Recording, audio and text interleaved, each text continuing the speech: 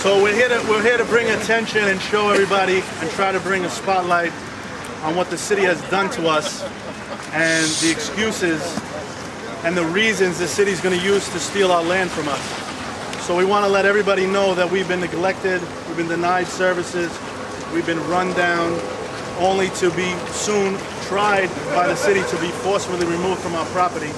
So we're here to just bring spotlight to show that we're going to clean up Willets Point. We're going to do what we pay the city to do to try to get some attention and let our story be known that we're really in a bad scenario here in Willets Point, and every average New Yorker could fall into the same scenario that we're in, and that's become victim to eminent domain. And that's the real story here, and everybody's got to realize that at Willets Point, owning a property or being a businessman or a worker, there's no choices when they come in with eminent domain. So we're really in a terrible position, and we're doing cleanup day so that people can realize the position we're in. And that's why we're here. So we're going to try to clean up and do the city's work that we're paying for. Sure, Councilman Tony Avella, for those of you who don't know me. I'm just here, today, once again, to support the businesses and the workers in the Willets Point section of Queens. And I think it's ironic that they have brooms and rakes and to clean up an area that the city has neglected for decades. They pay taxes on the businesses, the workers pay taxes, and yet the city has intentionally made this a so-called blighted area.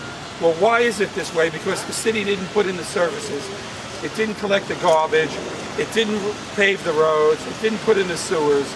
And now the city turns around and wants to take the property from these owners, from these business owners, put the workers out of work. Why? So Mike Bloomberg could give this area to one of his rich developer friends, who would then turn around and probably make $100 million on the project. What happens to these family-owned businesses that have been here for generations, doing the city's job? What happens to these workers who have supposedly been promised, all these programs that the city will provide to find them other jobs? And let's, as was mentioned, let's talk about it 1 second, the misuse of eminent domain. The fact that this procedure is going to be used to take somebody's private business or home, and there is one home here, and give it to a rich developer is so un-American and flies in the face of the American dream of having your own home, owning your own business. What Mike Bloomberg here is doing is a disgrace, and I'm just here to support the business owners and the workers who are standing up to the rich developers of the city and Mike Bloomberg saying no. And I wish I could be helping them with the cleanup today, but as you can see, I'm not really dressed for it. But they know they have my support.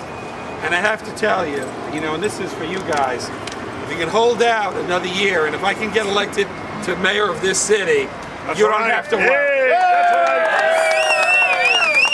And we just want to say Willets Point United Against Eminent Domain wants to say Tony Avella is a true American and a true politician for the people. He's one of the only people who stood up for us and undeniably said it is wrong to take those people's lands, jobs, businesses, homes.